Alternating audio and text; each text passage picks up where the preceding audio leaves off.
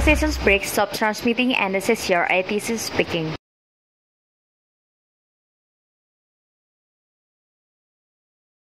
Assalamualaikum warahmatullahi wabarakatuh. Kembali lagi bersama saya Hani Permata di Yatka TV. Nah, teman-teman, sekarang kita udah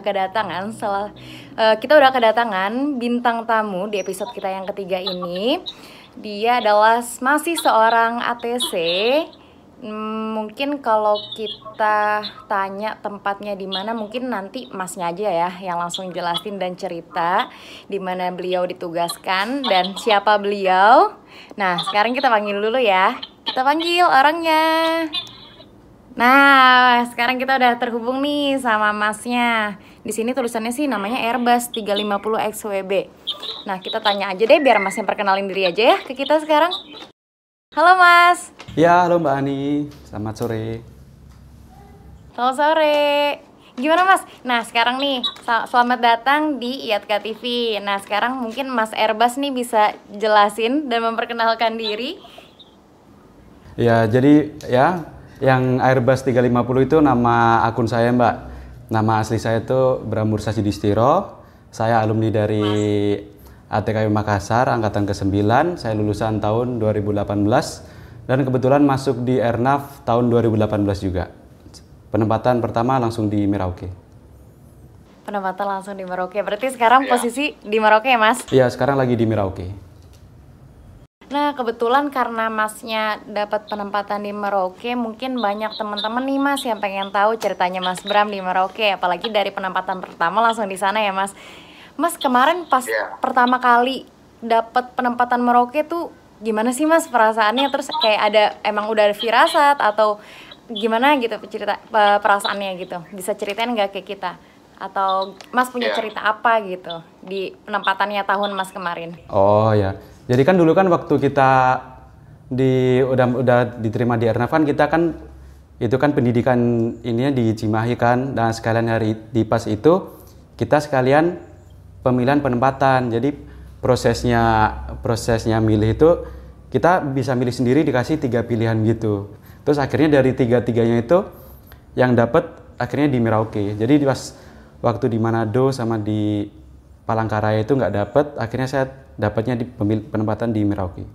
Untuk kesannya di sini pertama kali ya enak sih, nggak terlalu beda sama di daerah-daerah lain. Mungkin orang-orang kiranya kan Merauke kan jauh tuh, daerah pedalaman kah, daerah ujung gitu kan. Tapi di sini banyak kayak orang-orang pendatang kayak kita juga. Jadi ya mayoritas banyak orang pendatang lah kalau di Merauke bagian kota gitu kan.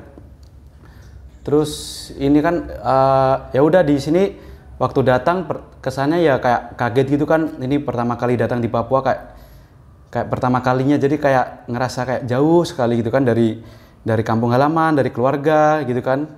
Jadi ya udahlah, terima aja lah gitu kan. Jadi ya di sini kan banyak seniornya tuh, senior banyak. Kebetulan senior saya ada beberapa senior tuh, dari senior di atas saya pas itu banyak yang penempatan di sini. Jadi pas datang di sini langsung disambut gitu, dicariin rumah kah, disuruh tinggal di sini, dipinjemin motor gitu. Jadi kayak senior di sini kayak baik sama kita, respect gitu kan, langsung dilayani, dikasih rumah, dikasih tempat tinggal sementara, makan diajak keluar itu kan. Jadi ya enakannya kan sih di sini Mbak. Jadi nggak kayak orang lain bilang di Merauke jauh lah apa. Di sini kalau emang kita nyaman ya kayak ngerasa dekat gitu sih Mbak.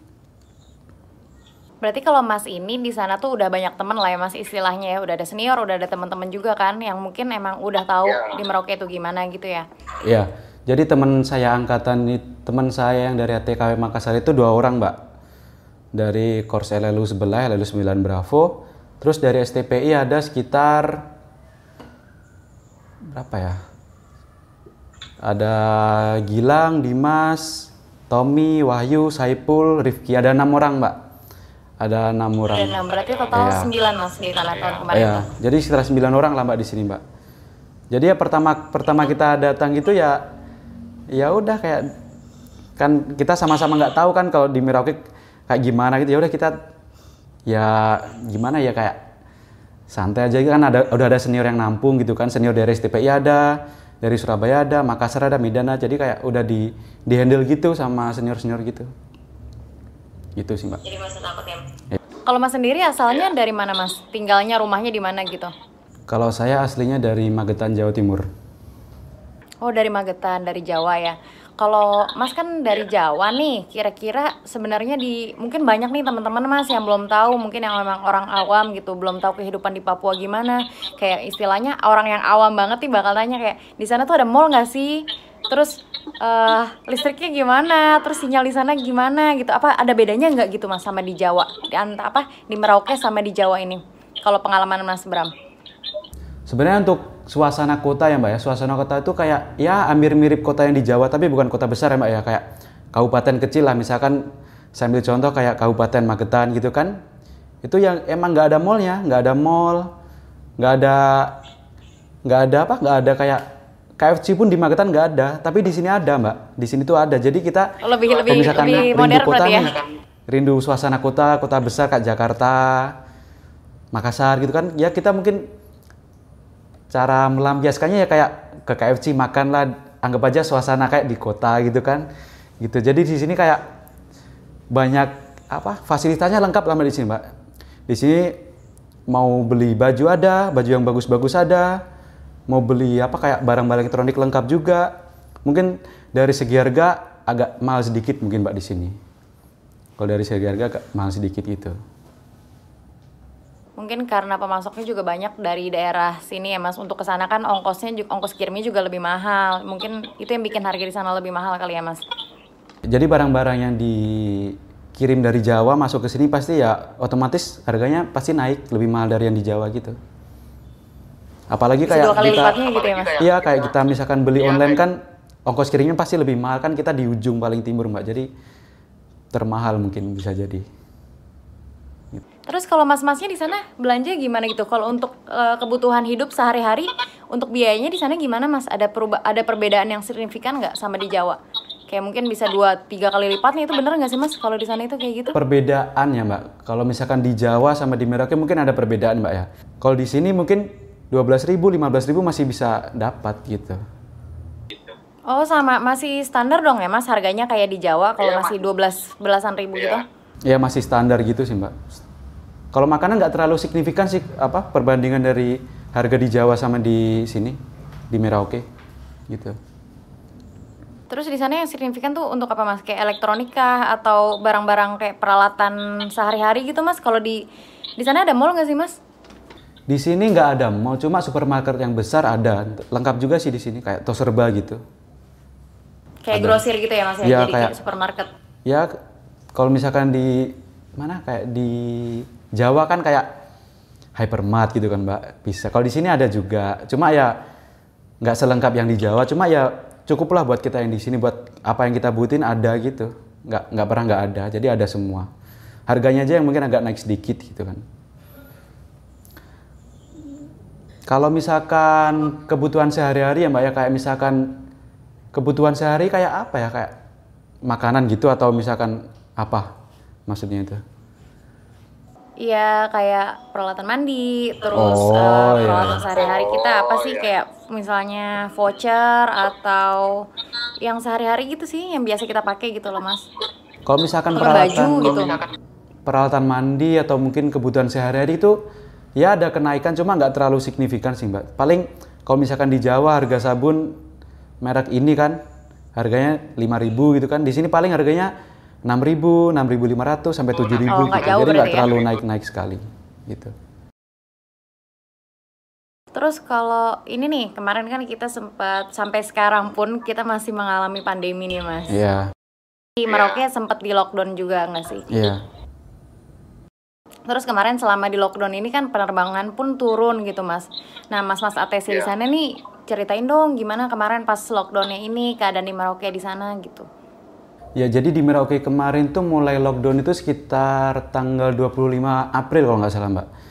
Tanggal 25 April itu ada kayak surat pemberitahuan dari Bupati atau pemerintah gitu kalau seluruh penerbangan yang dari Merauke dan ke Merauke itu ditiadakan kecuali penerbangan militer atau penerbangan kemanusiaan gitu. Jadi semua penerbangan yang domestik yang reguler penumpang itu udah nggak ada Mbak. Jadi kita kalau misalkan dinas ya kita dinas mungkin kalau misalkan ada traffic ya kita ngontrol yang traffic yang biasanya militer sih Mbak. Militer hampir tiap hari ada itu biasanya ngangkut logistik atau mungkin alat kesehatan APD yang dari rumah sakit gitu. Kadang ini spesimen apa kayak sampelnya yang sampel corona itu kayak diangkut lewat pesawat AURI gitu, lewat pesawat militer gitu. Jadi selama kurang lebih 3 bulan itu hampir nggak ada penerbangan reguler, penumpang nggak ada. Bahkan ada sebagian teman-teman kita, senior kita yang terjebak lockdown di daerah lain. Jadi nggak bisa pulang dan nggak bisa balik lagi ke sini gitu sampai penerbangannya bisa dibuka lagi. Jadi ada sebagian teman-teman yang tertahan di Makassar, di Jakarta, ada juga sebagian. Di Jayapura juga ada juga. Jadi kita dinas sesuai dengan personil yang ada aja Mbak di sini. Jadi pembagian dinasnya dirubah lagi gitu, biar pas gitu. Berarti sket dinasnya berubah lagi karena kemarin saya juga sempat lihat tuh ada beberapa senior yang ketahan di Makassar itu ya Mas. Dan yang Mas ceritain tadi itu. Iya. Iya, jadi ada sebagian senior yang tahan di Makassar. Terus karena kita sekarang lagi di channel IATKA TV nih Mas, ngomongin IATKA sedikit ya. Kalau menurut Mas sendiri sebagai ATC di Merauke, di Papua sana, di timur, menurut Mas nih IATKA ini ada pengaruhnya nggak sih sebagai organisasi profesi ATC di sana gitu? Istilahnya kan mungkin ada beberapa orang yang memang menganggap daerah timur atau daerah Papua itu kan jauh gitu ya. Iya. Karena mayoritasnya mungkin banyak dari yang Indonesia Baratnya gitu kan ya Mas. Menurut Mas ATC di sana sendiri, kalau IATKA ini nih ada apa sebagai organisasi profesi nih gimana gitu di mata Mas ATC di sana? Ya kalau menurut saya IATKA sebagai organisasi profesi khususnya bagi kita Mbak yang ada di Indonesia bagian timur khususnya di wilayah Papua, kalau saya merasa terbantu sih Mbak, apalagi dengan adanya pandemi COVID kemarin tuh kayak sudah mulai digencarkan kayak sosialisasi, kayak penggunaan masker kah, atau misalkan kayak diberikan apa kayak sosialisasi tentang corona kayak bagaimana, pencegahan bagaimana begitu. Jadi kayak IATKA itu kayak hadir ke kita gitu Mbak. Jadi kayak meskipun kita jauh tapi kita di sini kayak merasa ada IATKA di sini gitu. Iya. Kemarin sosoknya berasa ya Mas berarti ya? Iya, jadi kemarin ada pembagian masker dari IATKA. Itu pembagiannya datang tepat waktu juga Mbak, jadi kita bisa langsung pakai gitu kan, apalagi dulu waktu awal-awal corona kan harga masker, harga hand sanitizer di sini mahal, ya, terus susah nyarinya juga, kalaupun ada harganya mahal. Jadi dengan adanya IATKA ini, terus ada bantuan masker IATKA datang ini kayak kita merasa terbantu gitu Mbak. Jadi yang mulanya kita cari masker susah, terus IATKA datang baru kita pakai maskernya itu bisa. Apalagi kemarin dapatnya kan 1 orang 3 masker Mbak, jadi bisa sering-sering gonta-ganti gitu. Jadi lebih, ya menurut saya untuk kehadiran IATKA di khususnya di Indonesia Timur sangat membantu kita sih Mbak, apalagi di tengah pandemi COVID-19 kayak sekarang ini. Gitu. Terus kalau menurut Mas-masnya sendiri, dari IATKA sendiri apa sih Mas yang perlu ditingkatkan gitu? Ada nggak yang diharapkan mungkin dari Mas ATC-nya untuk IATKA tuh harapannya apa untuk kedepannya gitu yang harus ditingkatkan gitu? Kalau menurut saya yang perlu ditingkatkan dari IATKA sebenarnya sudah apa yang diberikan IATKA kepada kita itu sudah yang terbaik menurut saya Mbak. Kayak contohnya yang saya sebutkan tadi kan ada pembagian masker lah, terus sosialisasi COVID begitu, sosialisasi pencegahan, pengendalian gitu. Saya rasa itu bagus. Terus untuk saran saya terhadap IATKA, ya mungkin kedepannya bisa ditingkatkan lagi dan lebih diperhatikan anggota-anggota IATKA-nya. Bukan cuma di Papua, mungkin di seluruh wilayah Indonesia yang jadi tanggung jawabnya IATKA gitu sih Mbak. Khusus untuk di Papua saya rasa sudah bagus sih Mbak. Kita sudah merasa gimana ya, kayak ya kita sudah terbantu lah dengan adanya IATKA gitu. Sudah sangat membantu gitu. Iya. Berarti udah bagus ya Mas, cuman memang perlu dipertahankan dari IATKA-nya. Iya. Dipertahankan nih, dan ditingkatkan lagi. Sedikit nih. Ya. Jadi ini emang agak menyimpang sedikit sih, mungkin karena memang saya pengen ngasih pertanyaan karena ini banyak senior saya yang emang di Merauke yang tadi beberapa Mas sebutin tadi. Terus saya lihat tuh banyak senior saya yang saya tahu sih banyak yang berbisnis dan katanya pun di sana tuh banyak ATC yang berbisnis gitu di sana ya Mas. Itu bisa diceritain nggak sih Mas, gimana awal mulanya, kenapa pada kepikiran pada bikin bisnis di sana? Padahal kan istilahnya ini ATC-ATC-nya masih ATC muda gitu. Kenapa bisa kepikiran bikin bisnis di sana? Apa emang di sana ada peluang kah atau kayak gimana gitu Mas? Bisa di-sharing mungkin ke kita? Oh iya. Jadi tentang pertanyaan Mbak Hani yang katanya di Merauke ada teman-teman ATC yang berbisnis gitu, itu emang ada Mbak. Ada beberapa teman, nggak cuma dari ATC Mbak, ada yang dari unit teknik juga ada. Cuma yang saya jelasin yang dari ATC aja. Ini ada 2 teman saya, namanya Anas sama Tommy. Dia bisnis itu Mbak, apa? Mbak Hani tahu itu? Rokus Pang? Iya, tahu. Rokus Pang yang roti yang ada toppingnya, ada topping keju lah, topping Roti kukus daging, panggang ada yang ya? coklat gitu kan. Iya. Itu ada. Iya. Mereka tuh awalnya kayak pembicaraan santai gitu kan, terus akhirnya mereka mungkin ada ide di Merauke kok kayaknya nggak ada jualan ini ya, jualan itu ya. Akhirnya kayak disaring gitu kan, kayak dilihat-lihat kira-kira yang ada potensi menghasilkan uang di Merauke itu apa gitu kan. Akhirnya setelah dipilih-pilih, mereka pilih ini, berjualan Rokus Pang. Apalagi Rokus Pang di daerah, terutama di Jawa, mungkin di daerah lain sudah kayak hits gitu kan Mbak. Jadi di Merauke itu belum Jamur ya, ada. udah hits ya. Kayak di Jawa udah hits, sudah terkenal. Terus mungkin ada sebagian orang-orang di Merauke kayak penasaran Rokus Pang itu rasanya kayak gimana sih. Jadi mereka mungkin teman-teman saya tuh berinisiatif bikin usaha itu, dan alhamdulillah sampai sekarang Rokus Pang masih tetap jalan sih Mbak. Mungkin karena ada pandemi Covid kemarin agak jam operasionalnya agak dikurangi gitu kan, jualannya biasanya sampai jam segini, dikurangi karena ikut aturan pemerintah juga sih Mbak. Tapi sebelum-sebelumnya jualannya ya lancar, laris gitu, banyak yang beli gitu kan. Banyak yang beli, terus ya bisa delivery order juga, pesan antar juga. Oh, bisa diantar gitu berarti ya Mas? Iya, nggak cuma Rokus Pang Mbak, ada mungkin kalau misalkan bisa baca peluang di sini untuk harga barang-barang elektronik mungkin masih mahal Mbak. Jadi kalau misalkan bisa ngambil dari Jawa terus dijual lagi di sini, itu juga memungkinkan buat laku atau mungkin menghasilkan keuntungan gitu sih Mbak. Karena di sini memang harga barang elektronik, terutama yang di toko-toko itu harganya emang sangat mahal dibanding yang di Jawa gitu Mbak. Misalkan nih saya kasih contoh itu kayak HP gitu Mbak ya, HP. Iya. Di Jawa harganya sekitar 3 juta. Di sini bisa dijual harganya 4 juta bisa, 4,5 juta bisa. Jadi kita bisa ambil untung dari itu gitu. Jadi kalau misalkan kita punya HP nggak dipakai, dijual di sini, mungkin itu bisa laku dan peminatnya juga banyak Mbak di sini Mbak. Banyak peminatnya gitu. Jadi mungkin kalau urusan bisnis atau mungkin kegiatan lain yang di luar jam dinas, mungkin ada yang berbisnisnya, jualan apa, jualan ini, itu mungkin masih ada potensi buat menghasilkan uangnya gitu sih Mbak, menurut saya itu. Tapi kalau di daerah sana berarti emang marketnya ada gitu ya Mas, istilahnya, maksudnya kayak pembelinya tuh peminatnya banyak gitu. Mungkin karena masih jarang yang jual gitu. Mungkin yang bisnis di sana tuh yang cepet lakunya istilahnya gitu apa Mas? Apa makanan kah? Atau yang Mas bilang tadi elektronik ya? Cuman kalau elektronik kan emang dia harganya emang pricey ya, mahal kan? Mungkin emang orang juga nggak tiap bulan atau setiap setahun sekali ganti kan? Kalau yang mas-masnya ini, kalau Mas Bram sendiri ada bisnis nggak di sana? Kalau saya sejauh ini masih bisnis kecil-kecilan sih Mbak. Dulu sempat jualan kayak aksesoris HP gitu kan. Saya ambil dari Jawa. Sebenarnya iseng-iseng Mbak dulu Mbak, iseng-iseng ambil, mungkin nggak terlalu banyak, 1 lusin kah, 2 lusin.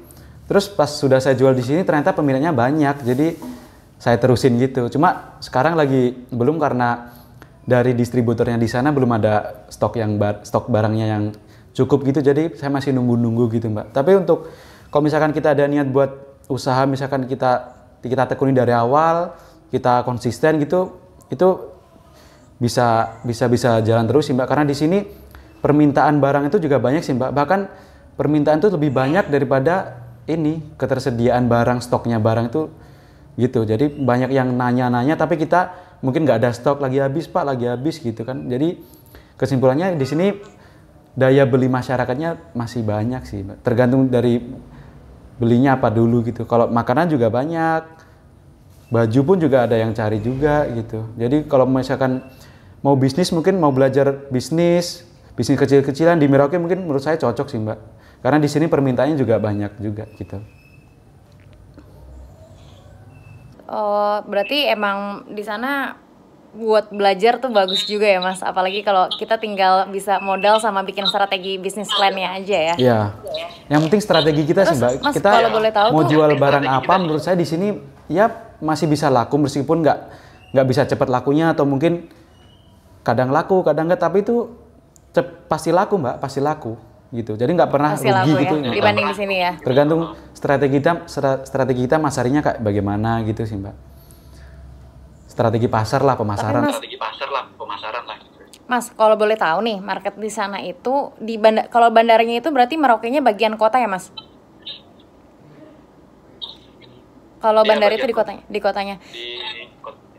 Terus nih pasti banyak nih Mas teman-teman yang identiknya itu kan Papua kayak orang-orang asli sana gitu, yang ada yang bilang kayak ada yang pakai KTK dong, terus ada yang cewek-ceweknya berarti masih pada kayak gini dong gitu. Berarti kalau di sana tuh sebenarnya emang orangnya itu mayoritas banyak yang orang penduduk asli sana atau emang lebih banyak pendatangnya gitu Mas? Kayak orang-orang dari luar Papua itu sendiri.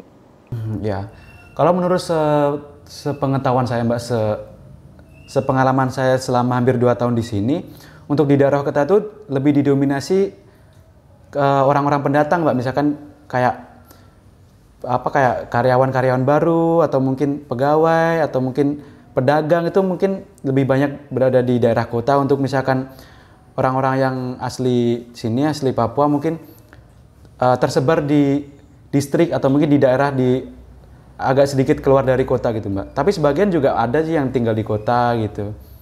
Jadi kalau misalkan anggapannya Mbak Hani di mana? Di Merauke banyak orang pakai KTK ini, sejauh ini sama lah belum pernah menemuin Mbak orang pakai KTK gitu, belum pernah. Jadi orang asli pakai ya. baju biasa, pakai baju normal gitu.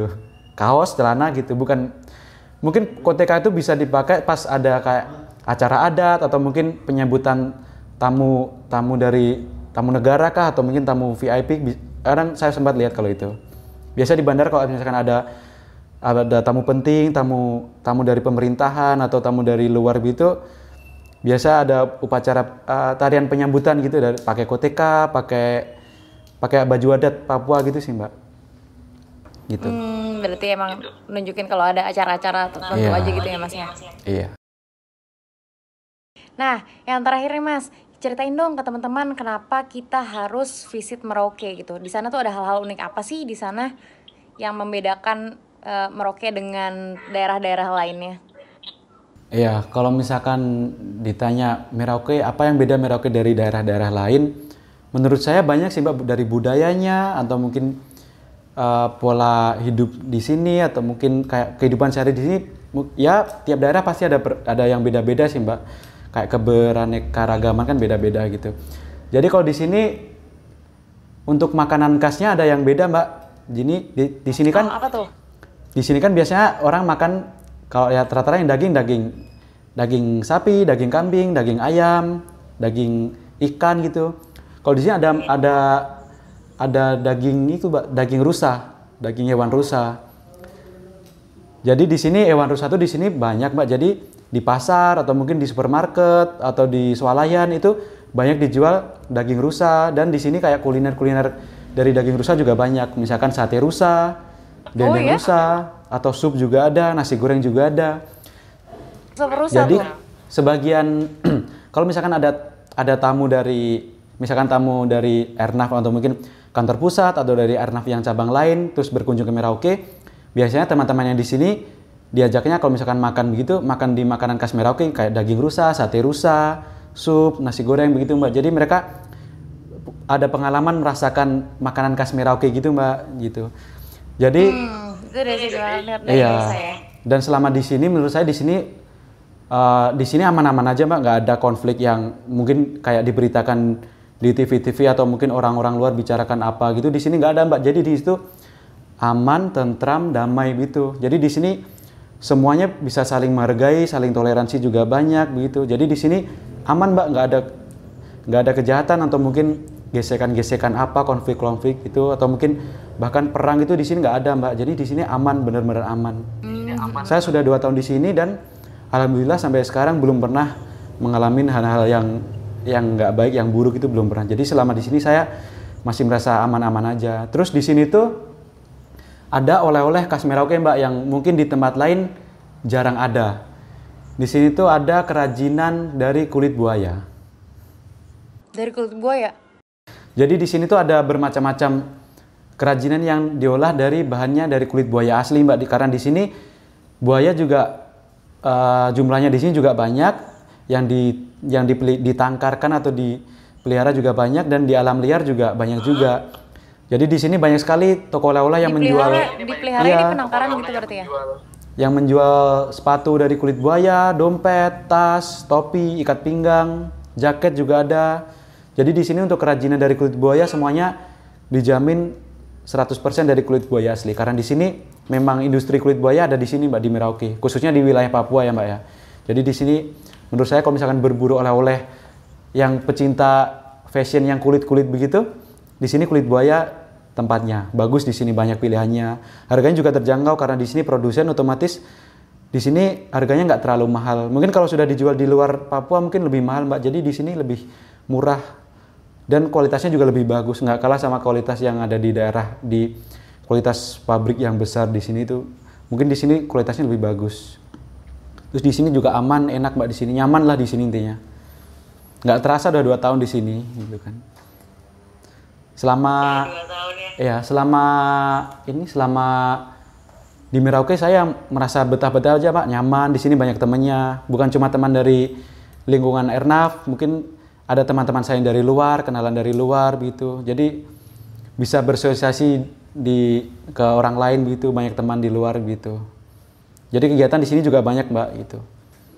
Sering keluar-keluar, jalan-jalan kemana gitu. Kalau untuk harganya si kulit-kulit buaya ini bisa dicontohin nggak Mas? Kayak misalnya harganya berapa sih kalau kerajinan di sana untuk oleh-oleh gitu? Mungkin ada teman-teman yang mau visit ke Merauke, nanti mau siapin budget dulu nih buat beli oleh-olehnya gitu. Jadi di sini kalau misalkan sambil contoh kayak dompet Mbak ya, dompet kulit buaya itu sekitar harga 100.000 sampai 500.000 tergantung dari motifnya atau mungkin desainnya kayak bagaimana begitu. Antara 100.000 sampai 500.000 kalau untuk dompet. Kalau untuk ikat pinggang itu sekitar 250.000 sampai ada yang 600.000 juga ada. Tergantung kualitas sih Mbak. Cuma kalau di sini kualitasnya rata-rata bagus semua karena masih fresh, memang kulit buaya asli gitu. Fresh tuh ya? Masih buayanya masih baru dari buayanya langsung. Ya buayanya masih sehat-sehat lah, nggak cacat-cacat gitu. Buayanya masih muda makanya masih fresh kayaknya. Makanya kulitnya bagus-bagus, glowing gitu Mbak. Pakai skincare kayaknya buayanya nih ya. Iya. Terakhir ya Mas, terakhir dong Mas, ini Mas, kita minta dong pesan dan sarannya Mas untuk podcast IATKA selanjutnya, karena kan ini udah terhitung episode ketiga kita ngopi ini. Episode ngopi kita udah episode yang ketiga. Mungkin ada saran atau kritik dari Mas untuk podcast kita ke depannya, atau kayak acara-acara IATKA di kemudian hari gitu, misalnya Mas punya saran gitu, bisa diceritain ke kita.